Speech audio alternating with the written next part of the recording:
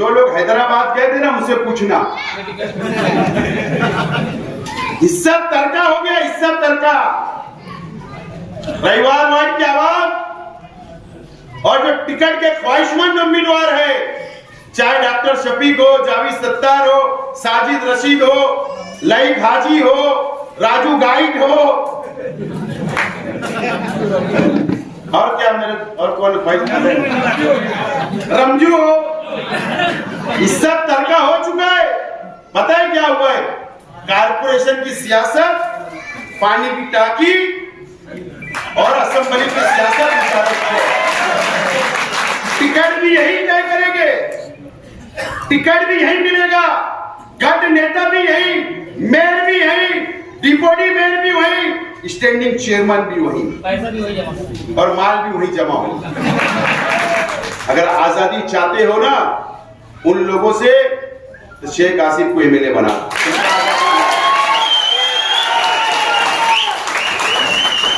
कानूनी जंग लड़ के आजादी दिलाऊंगा। रविवार वार्ड के आवाम, मुफ्ती इस्माइल साहब को 5 साल आराम करने दीजिए,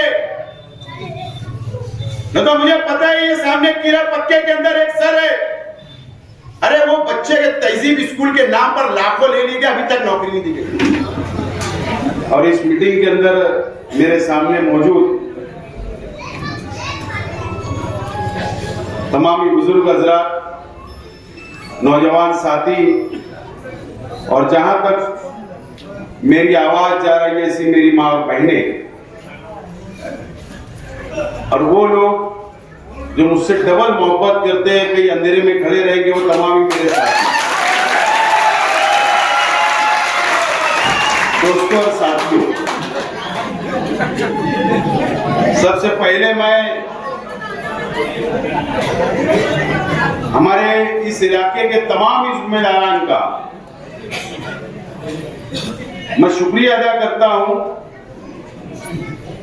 कि आप लोगों ने इस प्रोग्राम को कामयाब किया, और आज मुझे यहां पर आप लोगों ने मौका दिया कि किले की बात किले से शुरू की जाए।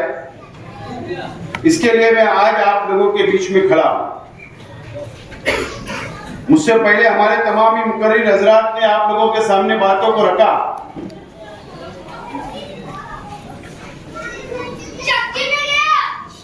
आज जिस जगह के ऊपर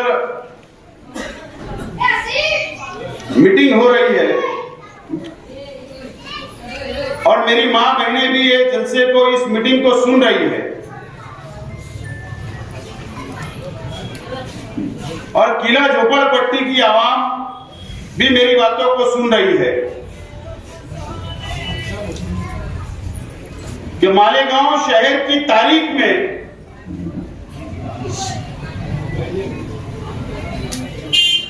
इस किले के ऊपर कोई फिरका परस्त लीडर आने की हिम्मत नहीं करता था, लेकिन इन 5 सालों के अंदर नीतीश राणे जैसा शख्स किले के ऊपर आया और किले के ऊपर खड़े रहकर इस किले की बस्ती की तरफ नजर डालकर उसने ये इशारे से कहा कि ये बस्ती को बुलडोजर से तोड़ दिया जाएगा, अतिक्रमण निकाल दिया जाएगा। इस तरीके की हिम्मत इन 5 सालों के अंदर की गई, और ताज्जुब होता है नीतीश राणे ने कोई मंत्री है ना कोई सरकारी ओहदा है, उसके बाद मालेगांव म्युनिसिपल कॉर्पोरेशन का कमिश्नर उसके साथ मौजूद होता है और दौरा करवाता है। यह बहुत अफसोस की बात है, यह आप लोगों को सोचना पड़ेगा। मैं तमाम ही किले के रहने वालों से, तमाम ही पंच कमेटी से, तमाम ही बस्ती की मेरी मां और बहनों से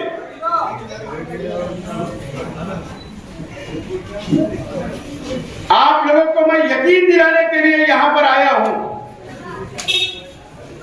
कि शहर के एमएलए आपके साथ हो ना हो, वो आपके काम आए या ना आए, ये शहर का कोई लीडर आपके काम आए ना आए, मैं आज आपको यकीन दिलाने के लिए आपकी बस्ती के अंदर आया हूं कि शेख आसिफ जब तक जिंदा है, जब तक आपकी बस्ती एक खिल्ला कोई उखाड़ नहीं सकता। ये मेरा दावा है, मेरा दावा है।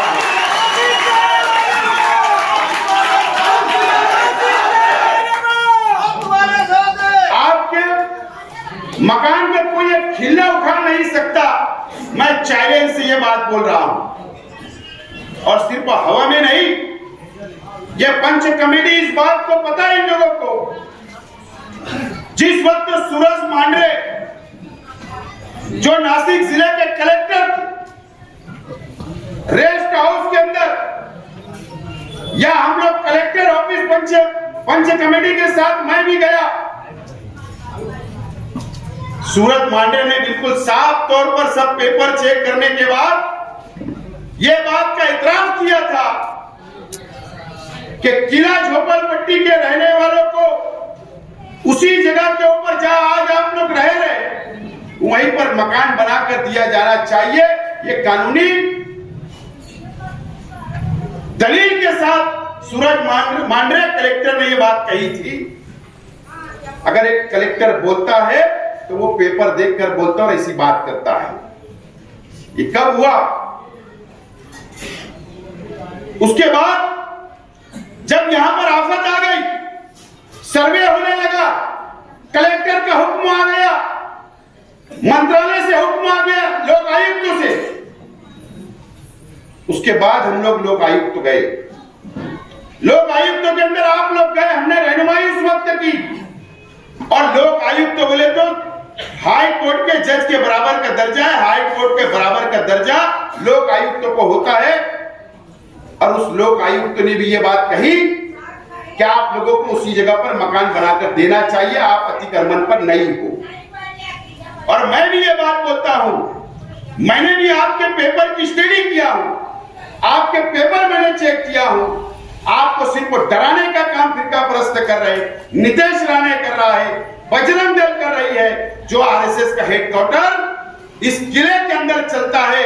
ये लोग डराने का काम आप लोगों को करते हैं, लेकिन मजबूत पेपर आपके बाजू से, आपको डरने की जरूरत नहीं है। मैं आज आपको यकीन दिलाने के लिए यहां पर आया हूं। कोई कुछ भी बोले बुलडोजर के हम आगे आ जाएंगे। आप एमएलए हो, आपकी जिम्मेदारी ये नहीं थी, आपकी जिम्मेदारी ये थी कि नीतीश राणे ने मालेगांव के अंदर कदम रखा, आपके असेंबली हलके के अंदर कदम रखा। आप यहां से जब असेंबली इजलास शुरू हुआ तो आप जाकर वहां पर नीतीश राणे का जवाब देने का काम आपका था, आपने वो नहीं किया। नीतीश राणे ने लैंड जिहाद का नाम ये शहर को दिया। आपकी जिम्मेदारी थी कि आप वहां पर जाकर असेंबली के अंदर सामने नीतीश राणे से बोलते कि आप मेरे शहर आए और तुमने गलत बयानी से काम लिया, मेरे शहर को बदनाम किया, मालेगांव के मुसलमानों को बदनाम किया। उसकी मजम्मत करते और दलील मजबूत देते कि यहाँ कोई लैंड जिहाद, कोई लॉ जिहाद नहीं होता और किले की बस्ती मुकम्मल तौर पर कानूनी है। आप ये बात बोलते, आपने नहीं कहा, जहां पर आपको भेजा इस शहर के लोगों ने। यह आपकी जिम्मेदारी थी। सिर्फ बयान दे देना बारात के अंदर, यूट्यूब चैनल वालों को बुलाकर बयान दे देना, जो 5 साल आपने आदत बनाई, उसी तरीके से आपने 5 साल सिर्फ यूट्यूब चैनल के ऊपर और अखबार के अंदर निकाल दिए। और यही वजह है कि आप लोग देखिए, सिविल हॉस्पिटल का डिलीवरी वार्ड चला गया, एमएलए साहब सिर्फ बयान ही दे रहे। कल भी मैंने बयान पढ़ा, आज भी अखबार में सिर्फ बयान दे दिए, फोन पे से दिए, बैजापुर से। अजीब बात, एक मंत्री, एक एमएलए दादा भूसे साहब खुली तौर पर सिविल हॉस्पिटल का डिलीवरी वार्ड सीजर जहां पर होता है वो ले जाकर सटाना रोड हॉस्पिटल में लेकर चला जाता है, पूरा स्टाफ लेकर चले जाते हैं, पूरी नर्स मशीनरी, पलंग सब कुछ लेकर जाते हैं और आप सिर्फ अखबार के अंदर सीमित रहते और अखबार के अंदर बयान सिर्फ आप देते हो।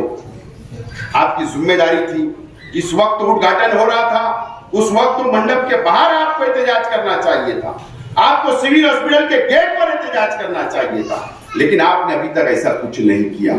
यह आपकी नाकामी है एमएलए साहब, आप इसको मान लीजिए, आपकी नाकामी है। कल जब मुझे पता चला कि दादा भीसे साहब वाडिया का दौरा कर रहे, दादा भीसे साहब अली अकबर हॉस्पिटल का दौरा कर रहे और दादा भीसे साहब हारून अंसारी हॉस्पिटल का दौरा कर रहे, मैंने मालूमात लिया साथ में कौन कौन है, तो बोले सब कमिश्नर है, हेल्थ ऑफिसर है, सब ऑफिसर है। शहर के नुमाइंदे को पूछा भी नहीं गया।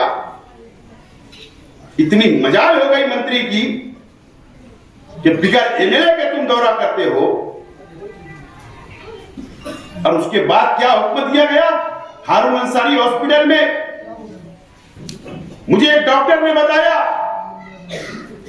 यह हुक्म दिया गया कि अली अकबर हॉस्पिटल के पेशेंट वहां पर भेजना मत, रिफर करना मत,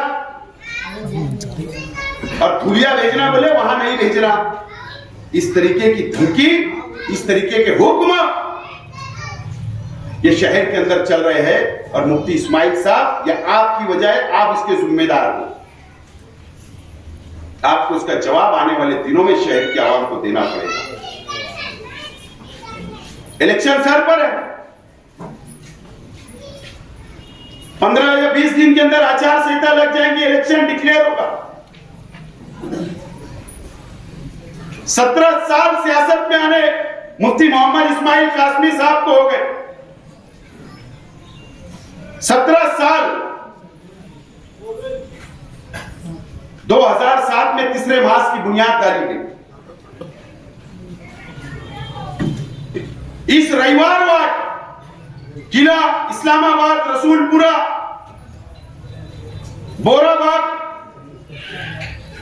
ये तमाम इलाके के अंदर से भी मोतबर लोगों को लिया गया पार्लियामेंट्री बोर्ड के अंदर। अनीस अजहर साहब ने नाम बताया, इकबाल कुद्दूस साहब, Atiq Qari sahab, Abdul Hamid Ansari sir, Sabbi typist, Qureshi Javed sir, Qureshi Javed थे समझ से, ऐसे बहुत सारे शहर के इनके साथ उस वक्त तो तीसरा मास की बुनियाद रखने के लिए इनके साथ खड़े थे। आज कोई नजर नहीं आ रहा। क्या वजह? क्या रविवार वार की आवाम को यह सोचना नहीं चाहिए? क्या शहर की आवाम को यह नहीं सोचना चाहिए कि मुफ्ती मोहम्मद इस्माइल कासमी साहब ने तीसरे मास की बुनियाद डाली, तो किसके खिलाफ वो सियासत में आए? पहले आपको यह सोचना पड़ेगा किसके खिलाफ आए। निहाल अहमद मौलवी मोहम्मद उस्मान साहब के खिलाफ वो सियासत में उतरे, शेख रशीद साहब के खिलाफ सियासत में उतरे कि ये दोनों क़यादत नहीं चलेगी, तीसरी क़यादत होना चाहिए, तीसरा महाज बनाया गया, बुनियाद डाली गई।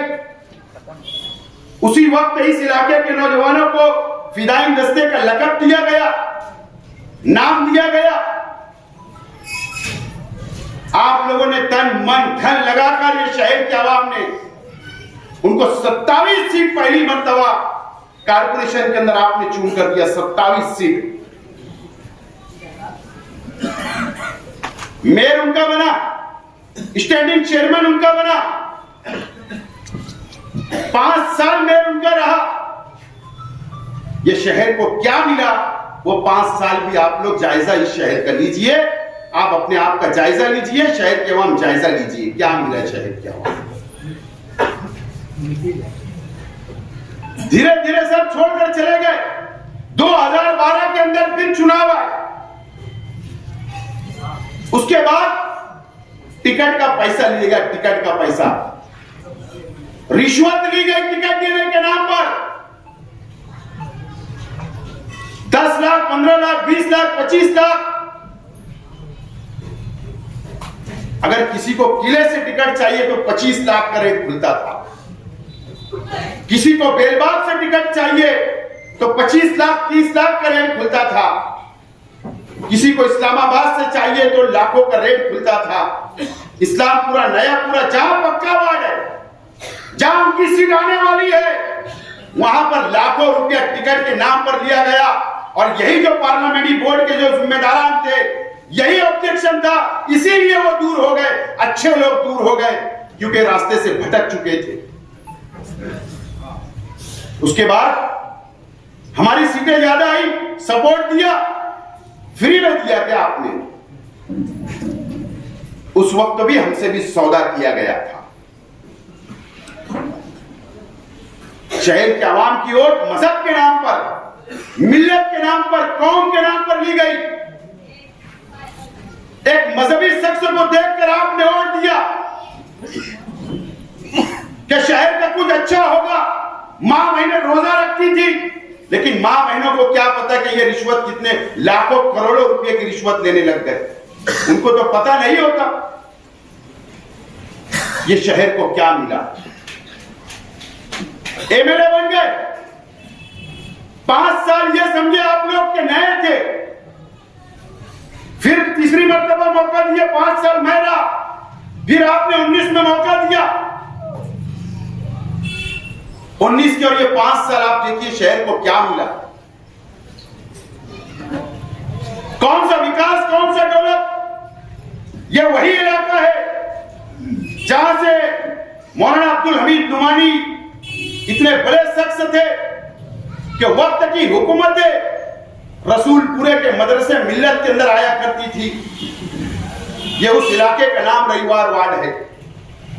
मौलाना मोहम्मद शफी साहब थे, मौलाना नकी साहब थे, मौलाना इदरीस अकील मिल्ली साहब है, मौलाना मोहम्मद हनीफ मिल्ली साहब, मौलाना याकूब साहब, हाफिज अब्दुल हमीद साहब, मौलाना अताउर रहमान साहब, कारी अब्दुल समद साहब, ऐसे उलमा ये इस इलाके से इन्होंने दीन की खिदमत की। आपको क्या मिला पता है? फिदाई दस्ते दिए उन्होंने, फिदाई दस्ते दिए आपको गुमराह किया। 17 साल हुकूमत किए,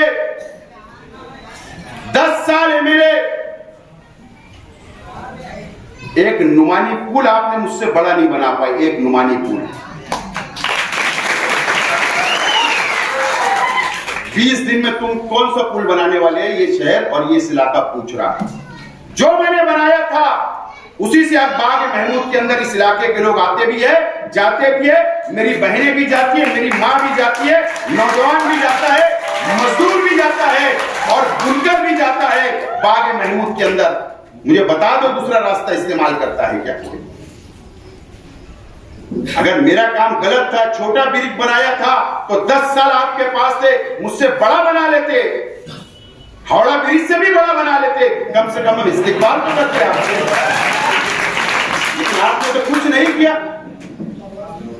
जो भी बनाया अल्लाह का करम है, छोटा हो बड़ा हो बनाया, आज फायदा ले रहे शहर क्या। मुफ्ती इस्माइल साहब, आप रास्ते से भटक गए थे, आपने ये शहर के आवाम का सौदा किया। इनको बेचने का काम शिवसेना और भारतीय जनता पार्टी के साथ मिलकर आपने बेचने का काम किया इस शहर के आवाम को, इस शहर के बुनकरों को। ये मस्जिद और मीनारे के शहर का आपने सौदा किया मुंबई में जाकर। आपने एक मर्तबा भी बीजेपी की हुकूमत के खिलाफ वोट नहीं दिया, वहां उनकी मुजम्मत नहीं की, शिंदे की मुजम्मत नहीं की, नीतीश राणे की मुजम्मत नहीं की। आप वहां पर जाकर सिर्फ को इस शहर का सौदा करने का काम किया और आपने करोड़ों रुपया रिश्वत ली। ये शेख आसिफ आज स्टेज से बोल रहा है। इसका जवाब आने वाले दिनों के अंदर आपको देना पड़ेगा। इलेक्शन आ रहा है, मैं आज आप लोगों से सवाल करने आया हूं, ये रविवार वार्ड के लोगों से। हमारे ऊपर दादागिरी का इल्जाम लगाते हो, गुंडागर्दी का इल्जाम लगाते हो। जाओ नया इस्लामपुरे के अंदर जाओ, जाओ आजाद कॉलोनी के अंदर जाओ, जाओ मायला कॉलोनी के अंदर जाकर पूछिए कि शेख रशीद परिवार से एक बुनकर को तकलीफ है क्या, एक मजदूर को तकलीफ है क्या, एक टीचर को तकलीफ है क्या, एक डॉक्टर को तकलीफ है क्या, जाकर पूछ लीजिए।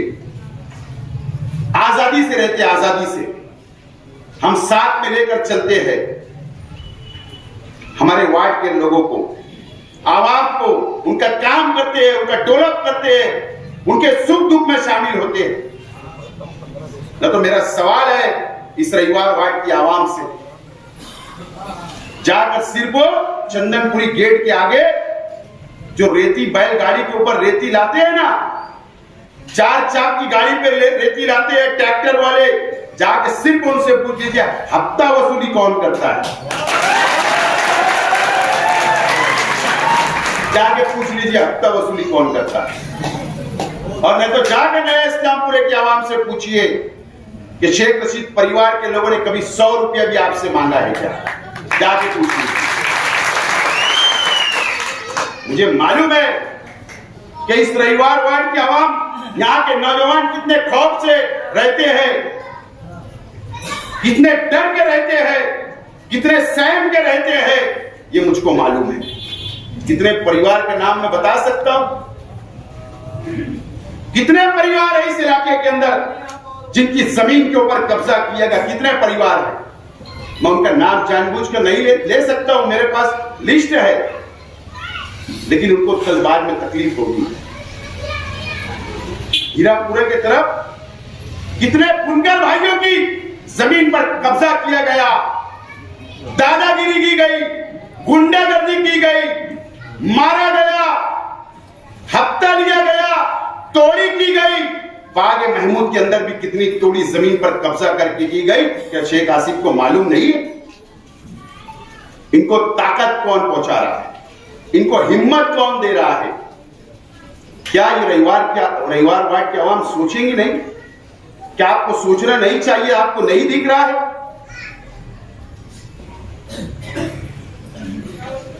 अगर आजादी चाहते हो ना उन लोगों से, तो शेख आसिफ को एमएलए बना।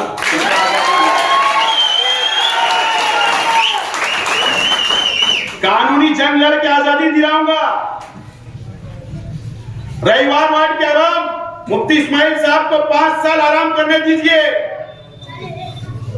न तो मुझे पता है ये सामने कीड़ा पक्के के अंदर एक सर है, अरे वो बच्चे के तहजीब स्कूल के नाम पर लाखों ले ली गई, अभी तक नौकरी नहीं दी गई। गलत बोले हो रही से नाम बोलू सर का, जान में तकलीफ होगी बेचारे।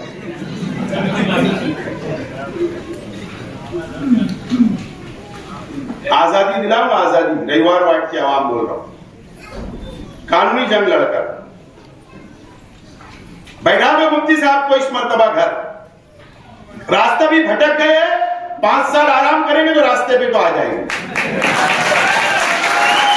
तो मुझको मौका, ये तो आपको तो पता नहीं, जावेद अब्दुल सत्तार अभी भी खुशफहमी में है कि टिकट मुफ्ती साहब देंगे। जो लोग हैदराबाद गए थे ना, मुझसे पूछना, हिस्सा तरका हो गया, हिस्सा तरका। रविवार वार्ड की आवाम और जो टिकट के ख्वाहिशमंद उम्मीदवार है, चाहे डॉक्टर शफीक हो, जावेद सत्तार हो, साजिद रशीद हो, लईक हाजी हो, राजू गाइड हो, और क्या मेरे और कौन रमजू हो, हिस्सा तरका हो चुका है। पता है क्या हुआ है?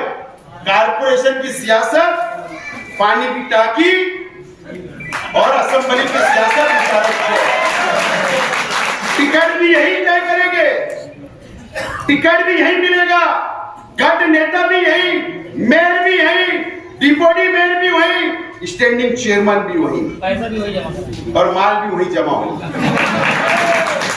मुफ्ती साहब सिर्फ वर्करी करेंगे कारपोरेशन के अंदर, ऐसा हिस्सा तरका हुआ है। क्या आपको पसंद है? क्या आपको मंजूर है क्या? रविवार की आवाम, इस वार्ड के आवाम को मंजूर है क्या? या इस शहर के आवाम को बात मंजूर है क्या? ये फैसला ये शहर की आवाम को करना है, इस इलाके की आवाम को करना है। किसके वजह से हो रहा है? सिर्फ वो चेयर के लिए, कुर्सी के लिए।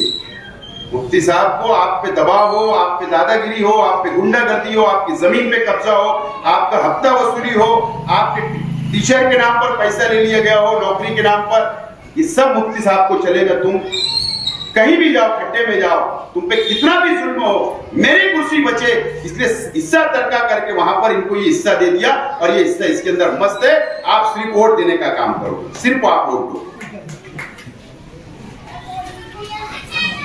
वक्त आ रहा है, ना मुफ्ती साहब एमएलए रहेंगे, ना ये तरका होगा। मुफ्ती साहब को घर बैठा दो, तरके का सवाल ही नहीं, इससे तरके का सवाल ही नहीं। एक शख्स को घर बैठा, दूसरे खुद ब खुद घर बैठ जाएंगे, तुम भी आजाद हो जाएंगे, मैं भी एमएलए बन जाऊंगा और शहर का विकास करेंगे, शहर का डेवलप करेंगे, सबको साथ लेकर चलेंगे। मजदूर हो, बुनकर हो, व्यापारी हो, रंगीन वाले हो, सबको साथ लेकर चलेंगे। कर लो फैसला, बस्ती भी बसेगी, लड़ूंगा वहां पर, हिम्मत ताकत से लड़ूंगा, बुनकरों के लिए लड़ूंगा, मजदूरों के लिए लड़ूंगा, आपकी बस्ती के लिए लड़ूंगा, रंगीन साड़ी के लिए लड़ूंगा, शहर के विकास के लिए लड़ूंगा, फिरका परस्तों को जवाब देने का काम करूंगा। एमएलए बना दिए ना तो दादा घुसे, इसके बाद एक भी ऑफिस उधर नहीं लेके जाए, एक भी ऑफिस नहीं ले जा पाएंगे। आज तो इनको बालू मिल गई है, लौट रहे दादा घुसे। न तो शेख रशीद साहब जब तक हयात थे, कारपोरेशन में सत्ता थी ना, एक भी दाल नहीं गलने दी गई, दादा घुसे की दाल नहीं गली। जिम्मेदारी से बोल रहा हूं, आज देखो सब सर उठा रहे। आविष्कार घुसे 2 साल से रमजान महीने में तरावी की नमाज चालू है, अजानें हो रही है, अफ्तार का वक्त है, सिरपुर का रथ जा रहा है, कितने लोग लेकर 10,000 20,000 का मॉब आते बेचारे, उधर से वो सीधे साधे लोग 300-400, इधर से लेके जाते हैं 20,000, उधर से लेके आता गालियां देते आते हैं मुसलमानों को, नंगा नाच करते आया, फतरा किया गया शरीफ मेमन की दुकान पर मोबाइल की, लाठियां काटियों के साथ। इतनी हिम्मत आ गई 5 सालों के अंदर, 2 साल से ऐसा चल रहा है। एक बेचारा छोड़ गए का शख्स अपना जानवर मार्केट में बेचने के लिए जा रहा था, मुस्लिम किसान, हमारे मंत्री महोदय ने सहयोग होटल के पास रुकाकर उसके कान के नीचे मारा। इतनी गैस ये शहर के अंदर हुआ 5 साल। फिर एक मर्तबा भी स्टेज लगेगा न, अब इसी में रदलान आएंगे, जज्बाती बातें होगी, तकरीरें होगी, नौजवान जज्बात में आएंगे। मैं नौजवान साथियों से भी कहना चाहूंगा, एक मौका दो, आओ मेरे करीब, आओ मुझको देखिए, आओ मेरे करीब। हमको बदनाम किया गया, मेरे करीब आओ, मुझको देखिए, मेरा काम करने का तरीका देखिए, मेरे मिजाज को समझिए, मुझसे काम लीजिए, मेरी आदतों को जानिए। मैं गले लगाने के लिए कल भी तैयार था, आज भी और इंशाल्लाह कल भी रहूंगा। आप करीब तो आइए। शहर के कोई बुनकरों को तकलीफ नहीं होगी, कोई मजदूर को नहीं होगी, कोई धंधा व्यापार करने वालों को नहीं होगी, सबको साथ लेकर चलूंगा। हुकूमत से लड़ सकता हूं, कानून समझता है, असेंबली में बोलने का तरीका समझता है, अधिकारियों से बात करने का तरीका समझता है। आइए मेरे पास, मैं दावत देता हूं, मेरे मिजाज को समझिए, दीजिए मुझे एक टाइम मौका, हम सब बराबर होगा। और दादागिरी भी इधर की खत्म, आदि तो हो गई, अब कानून से करना है पूरी। तो उसके लिए अगर आजादी चाहते हो तो मुझे एमएलए बनाना पड़ेगा, और डर के दब के छुप के रहना चाहते हो तो फैसला आप कर लो। बहुत ढेर मटेरियल था, सबके नाम लाया था, कितने भी जमीन पे कब्जा, कितने की प्रॉपर्टी किससे तोड़ी किए, बहुत मटेरियल था मेरे पास आज, लेकिन वक्त कम है। बोलूंगा अभी एक मीटिंग अभी शुरुआत हुई, अभी तो खयाबान निसात बाकी है, अभी तो हयात मस्जिद के पास लूंगा, बहुत जगह लेने आने वाला हूं, धीरे धीरे बाहर लाऊंगा। लेकिन कब तक डर के रहोगे, कब तक चप के रहोगे, मुझे बताओ। बहुत संजीदगी में बात बोलो, संजीदा सवाल है, उसका जवाब दे। रविवार वार्ड के ये तारे को नौकरी का वादा किए दिए क्या अभी तक? तारे बैठा है, नहीं मिला अभी तक। चलो ठीक है, ये छोटा आदमी है। रविवार वार्ड के कौन से इंसान को ठेकेदार बनाया गया? एमएलए साहब आपने ठेकेदार बनाया, बताओ। रविवार वार्ड के कौन से इंसान को तुमने नौकरी लगाई, ये बताओ। रविवार वार्ड के अंदर तुमने कौन सा बड़ा तामीरी काम किया, ये बताओ। रविवार वार्ड के बुनकरों के लिए आपने क्या किया, ये बताओ। रविवार वार्ड की रंगीन साड़ियों के लिए आपने कौन सी आवाज उठाई, ये बताओ। अगर देखेंगे ना आप संजीदगी से, पूरे इलाके के अंदर गौर करेंगे ना, तो बैतुल माल ये किले के पास जो है ना, सिर्फ 2 घराने के अंदर आया है, 2 घराने के अंदर। 78 के बाद से अभी तक तीसरी चौथी पीढ़ी थैली लेके रोज सुबह जाती, रोज आ जाती, रोज जाती, रोज आ जाती, सिर्फ वही भरे। और इसके जिम्मेदार मुफ्ती मोहम्मद इस्माइल कासमी साहब, जो आप लोगों के बच्चों को मौका नहीं मिला है, और हिम्मत भी नहीं तुम्हारी। देखो, जुल्म बर्दाश्त मत करो, दब के मत रहो, डर के मत रहो, निकलो बाहर। नहीं आ सकते मेरे साथ, मुझे पता है इस मजमे के अंदर 50% आवाम यहाँ की और 50% मेरे चाहने वाले भी आए, मुझे समझता है, लेकिन नहीं आ सकते मेरे जलसे में।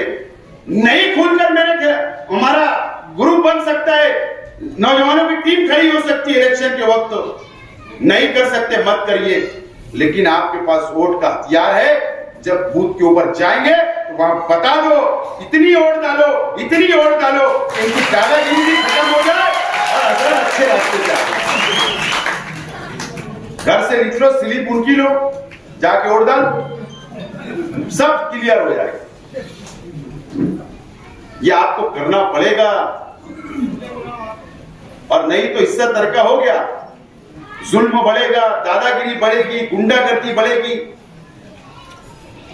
फिर आपके बच्चे महफूज नहीं रहेंगे, किसी से बात नहीं कर सकते। खयाबान निसार चौक के ऊपर तुम्हारे बच्चे दूसरी पार्टी वालों के साथ बैठ नहीं सकते, इतने डर और खौफ से रहते, मुझे मालूम है। तो ये तमाम ही चीजें का खात्मा करना अब वक्त की जरूरत है। मैं ये नहीं बोल रहा हूं डंडा लेके लिख लो, सिर्फ बोलो स्लिप लेकर लिख लो, पोलिंग बूथ पर जाओ, मार दो, खत्म, विषय खत्म हो जाएगा, ये कहानी खत्म कर दो। और नहीं तो मुफ्ती साहब फिर ऑक्सीजन पहुंचाने का काम कर रहे हैं, फिर ऑक्सीजन पहुंचा रहे हैं, किसके लिए? कि उनकी कुर्सी बच जाए, तुमके ऊपर जो जुल्म हो रहा होने। सोचिए तुम, मैं जो बोल रहा हूं ना, सोचिए क्या मिला? फदाइन दस्ते का नाम, बदनामी, बस, इसके अलावा कुछ नहीं मिला। और मुझे उम्मीद है इस मर्तबा जो मैंने जायजा ले रहा हूं कि यहाँ का नतीजा, यहाँ की पेटी का नतीजा बहुत अच्छा होगा मेरे हक में।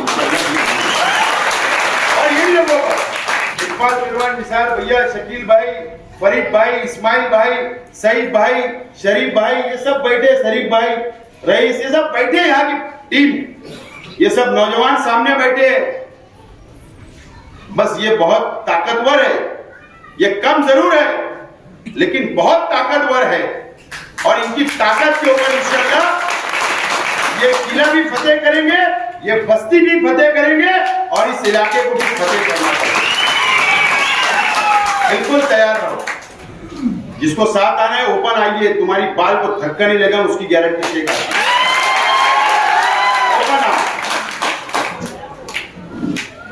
नहीं आ सकते, इन लोगों के कान में बोल दो, मेरे तक मैसेज आ जाएगा,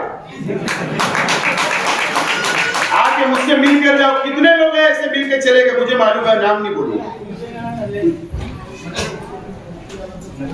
और दूसरा रास्ता है, जब स्लिप मिलेगी, वोटिंग का दिन आएगा, जाके वोट गिरा लो। ये करना पड़ेगा दोस्तों, अगर तुमने नहीं करा तो ये बुजुर्गों, मैं आप लोगों से बोलना चाहता हूं, हमारे बुजुर्ग बैठे, अगर आपके बच्चों के, आपके नौजवानों का मुस्तकबिल चाहते हो इस इलाके के अंदर, तो मुझको एमएलए बना दो, मैं मुस्तकबिल बना दूं इंशाअल्लाह, अल्लाह की इजाजत से मुझे उम्मीद है। तो आप भी जुल्म में रहे, आप भी दब के रहे, तुम्हारे बच्चे भी आगे वैसी पीढ़ी दर पीढ़ी चली जा रही है, बुनकर परेशान, जमीनों पे कब्जा, सब मैं जो बोल रहा हूं सब आप समझ रहे हो। बहरहाल ज्यादा वक्त नहीं लेते हुए मैं यही अपील करने के लिए यहाँ पर आया था कि बस्ती वालों को भी इत्मीनान दिलाना था, एरिया वालों को भी वोट मांगना था, इत्मीनान दिलाना था, और आप लोगों से मैं वोट मांगने की अपील करता हूँ। जाने अनजाने में मुझसे कोई गलती होगी जिंदगी में, मुझे अल्लाह वास्ते आप माफ करिए और मेरे करीब आइए, मुझको समझिए। मैं आज आपसे वोट की अपील करने के लिए आया। असेंबली इलेक्शन के अंदर मैं उम्मीदवार रहूंगा, मुझको आप वोट देकर भारी अक्सरियत से कामयाब करें, अपील करने के लिए आया था। बहुत बहुत शुक्रिया।